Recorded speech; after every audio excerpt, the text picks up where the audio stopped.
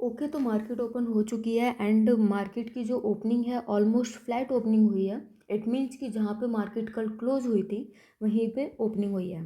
आज की हमारी प्लानिंग क्या रहने वाली है, आप यहाँ पे देख सकते हो कि ऊपर मल्टीपल टाइम्स में रेजिस्टेंस हमें फेस करने को मिल रहे हैं। इट मीन्स कि कॉल साइड का ट्रेड इस पूरी की पूरी रेंज में इनिशिएट करने का कोई मतलब बनता नहीं है, क्योंकि ऊपर हमारे पास क्लियर कट टारगेट्स ही नहीं है।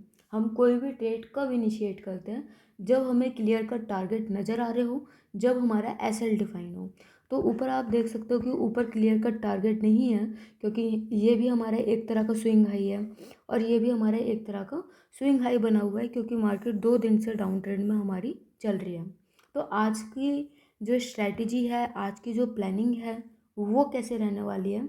मार्केट क्योंकि यहाँ पे ओपन हुई है, यहाँ पे भी ज़्यादा अच्छा खासा कोई मोमेंटम नहीं था, तो ये पूरा का पूरा मेरा जो जोन रहने वाला है, ये दिस वन, ये पूरा का पूरा मेरा जो जोन रहने वाला है, ये नो ट्रेडिंग जोन रहने वाला है। और मुझे कहीं ना कहीं एक्सपेक्टेशन है कि मार्केट यहाँ से नीचे आने के बाद यहाँ पे कोई प्राइस एक्शन बनाए, फिर उसको ब्रेक करें, ताकि मैं पुट साइड की यहाँ पे एंट्री बना सकूँ। तो एक तो ये रहेगा पुट साइड की एंट्री के लिए। एंड सेकंड क्या हो सकता है कि जो मार्केट है यहाँ से ऊपर जाए एंड दोबारा से नीचे का प्राइस एक्शन हमें शो करें, तो यहाँ पे हम पुट एंट्री ले सकते हैं और फिर हमारे जो टारगेट्स हैं वो यहाँ तक के टारगेट्स ईजिली हमें मिल सकते हैं। कॉल साइड की एंट्री में थोड़ा सा कन्फ्यूज़न है, लेकिन कॉल साइड की एंट्री बस अगर चार्ट शो करेगा, चार्ट में अगर मुझे दिखाई देगा कि प्राइस एक्शन कॉल साइड का बन रहा है, then I will initiate the call side entry also. लेकिन इस जोन में तो बिल्कुल भी नहीं। इस जोन में अगर मुझे प्राइस एक्शन भी दिखाई देगा तो भी यहाँ पे मैं कॉल साइड की एंट्री को इग्नोर करूँगी। तो देखते हैं आज का हमारा दिन जो है वो कैसा जाता है। Okay, and final capital update, you know कि हमारा 3 दिन से कॉन्टिन्यूसली एसएल हिट हो रहा है। तो हमारा जो फाइनल कैपिटल अपडेट है वो है 48,151। और ये जो हमने कैपिटल शुरू की थी, हमने 50K से शुरू किया था। अभी हमें 3 दिन हो चुके हैं, आज चौथा दिन है, और हमारी जो कैपिटल है वो 48,151 बची है। आज देखते हैं कि आज का जो डे है हमारा ग्रीन में क्लोज होता है या रेड में क्लोज होता है। ये वाला जो मोमेंटम अभी मार्केट ने दिया, एक बहुत ज़्यादा फास्ट मोमेंटम था। एंड ये मोमेंटम मुझसे कहीं ना कहीं मिस हुआ है, मैं नहीं देख पाई। आपको मैं बताता हूँ कि ये कैसे मिस हुआ। ये देखो, सबसे पहले ये वाली कैंडल बनी जिससे ये इंडिकेट हुआ कि जो मार्केट है वो नीचे आ सकती है, लेकिन कहीं ना कहीं हमें रिजेक्शन देखने को भी मिला। उसके बाद मार्केट 10 मिनट यहाँ पे सस्टेन भी हुई। एंड सस्टेन होने के बाद अगर मैं इसको 1 मिनट के टाइम फ्रेम पे करूँ, तो 1 मिनट के टाइम फ्रेम पे यहाँ पे एक बहुत ही अच्छा पैटर्न, क्योंकि वहाँ से डायरेक्शन डिसाइड हो चुकी थी कि मार्केट को अब नीचे जाना है, वहाँ से ये अच्छा सा पैटर्न बना। यहाँ पे हम इधर का एसएल लेके, ऊपर की डायरेक्शन का एसएल लेके यहाँ पे एंट्री बना सकते थे, लेकिन कहीं ना कहीं जो ये मोमेंटम आया ये मुझसे मिस हो गया। अब बहुत सारे लोग क्या करते हैं, बिकॉज ऑफ द फोमो, कि उन्होंने एक ट्रेड मिस कर दिया है, तो वो क्या करते हैं, अपनी कहीं पे भी रैंडम एंट्री बना लेते हैं। एंड मार्केट ऊपर से स्ट्रेट आ रही है, अगर आपको अब फ्रेश एंट्री चाहिए, आप बीच में एंट्री नहीं बना सकते। आपको अगर फ्रेश एंट्री चाहिए तो पहले आपको किसी ना किसी प्राइस एक्शन का, किसी ना किसी सेटअप का वेट करना पड़ेगा। एंड उसके बाद हो सकता है कि मार्केट यहाँ से, यहाँ पे थोड़ा मार्केट यहाँ पे रुके और उसके बाद फिर से ये कंटिन्यू चलना स्टार्ट कर दें। तो हमारी जो एंट्री है, पहली एंट्री हमारी मिस हो चुकी है। एंड सेकेंड एंट्री, अगर मार्केट यहाँ पे थोड़ा सा पॉज लेती है, इट मीन्स अगर रेंज में रहती है, उसके बाद वो फिर से ब्रेक करती है, जहाँ पे हमारा एसएल डिफाइन हो जाता है, तो हम यहाँ पे एंट्री ले सकते हैं। उससे पहले यहाँ पे एंट्री नहीं बनती है।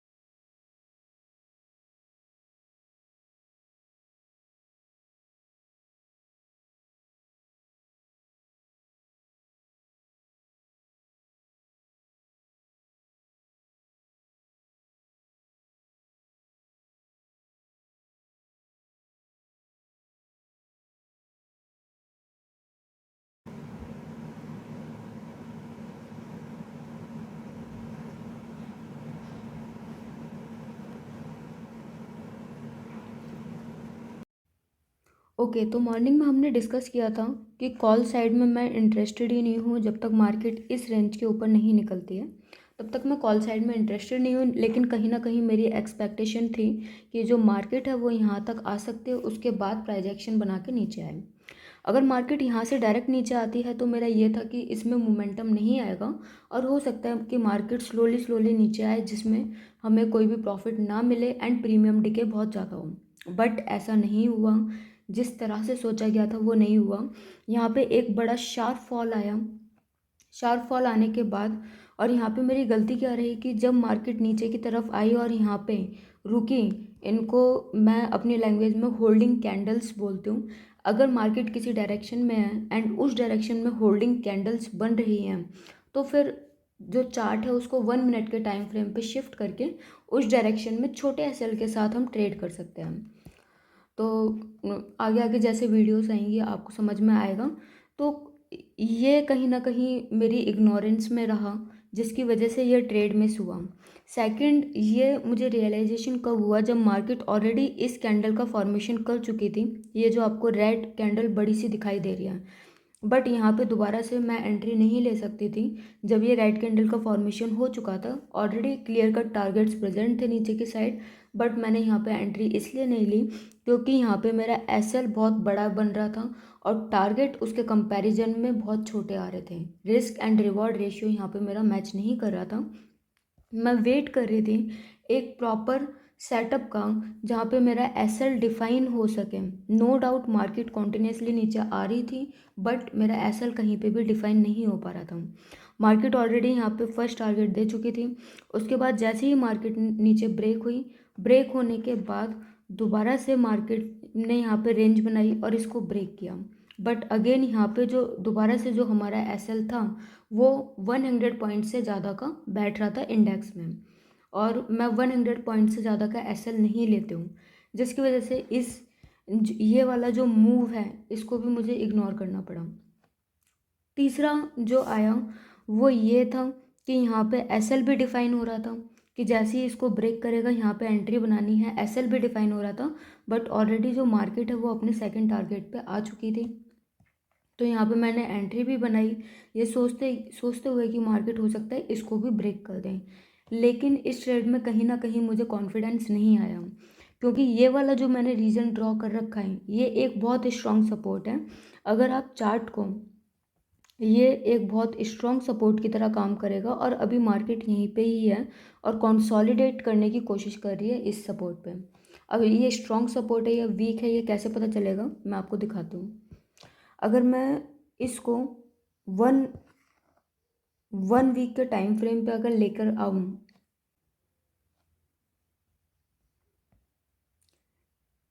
ये हमारा 1 वीक का टाइम फ्रेम है। एंड 1 वीक में आप देख सकते हो कि यहाँ से जो मार्केट है वो ऊपर की तरफ निकली थी, एंड ये वाला जो बेस जो बना ग्रीन कैंडल का, ये स्ट्रॉन्ग सपोर्ट की तरह काम करेगा। अगर ये ब्रेक होता है देन मार्केट हमारी नीचे तक भी आ सकती है। अगर इसी को हम 1 मंथ पे देखेंगे तो 1 मंथ पे भी जो हमारी जो मार्केट है वो बहुत ज़्यादा बुलिश है। 1 मंथ पे भी अगर आप यहाँ पे ऑब्जर्व करेंगे तो बुलिश कैंडल का फॉर्मेशन हो चुका है, हो रखा है। इट मीन्स कि मार्केट नो डाउट इंट्राडे में बेयरिश चल रही है, मार्केट 1 डे के टाइम फ्रेम पे बेयरिश चल रही है, बट 1 मंथ के चार्ट पे एंड 1 वीक के चार्ट पे अभी भी जो मार्केट है वो बुलिश है। इस यहाँ से फिर मैंने ये स्ट्रॉन्ग सपोर्ट निकाला है। अगर हम 5 मिनट्स के टाइम फ्रेम पे आते हैं तो यहाँ से ये हमारा स्ट्रॉन्ग सपोर्ट निकल के आता है। अगर ये ब्रेक करता है तो मार्केट बहुत स्पीड के साथ नीचे आएगी। ये देखो यहाँ पे मार्केट कंसोलिडेट करना शुरू कर रही है। हमने ये जो सपोर्ट ड्रॉ किया था ये 48,347 के आसपास किया था, एंड मार्केट ने जो अपना लो बनाया है यहाँ पे वो 48,360 का यहाँ पे मार्केट ने लो बनाया है। इट मीन्स कि जो मार्केट है वो हमारे टारगेट से सिर्फ 12 से 13 पॉइंट नीचे रही। अब यहाँ पे दो सिचुएशन बन सकती है, या तो यहाँ पे मार्केट रेंज में रहेगी एंड रेंज में रहने के बाद वो नीचे ब्रेक करे तो एक बहुत ज़्यादा फास्ट मूव देखने को हमें मिलेगा, हमें रिकवरी देखने को मिलेगी जो अभी भी बुलिश पोजीशन बना के जिन लोगों ने रखी होगी। सेकंड चीज़ ये हो सकती है कि यहाँ से बाउंस बैक क्रिएट हो जाए, और जब मार्केट इस जोन के ऊपर निकले, ज़्यादा क्लियर कट बताऊँ तो इस जोन के ऊपर निकलने के बाद मार्केट दोबारा से ऊपर चलना स्टार्ट कर दे और यहाँ तक के हमें बड़े से बड़े टारगेट देखने को मिल सकते हैं। तो ये दो सिचुएशन यहाँ पे क्रिएट होती है कि हो सकता है कि ये वाला जो सपोर्ट रीजन है यहाँ से मार्केट जो है वो बाउंस बैक हो जाए, और सेकंड कंडीशन हमारी ये बनती है कि इसको भी ब्रेक कर दें।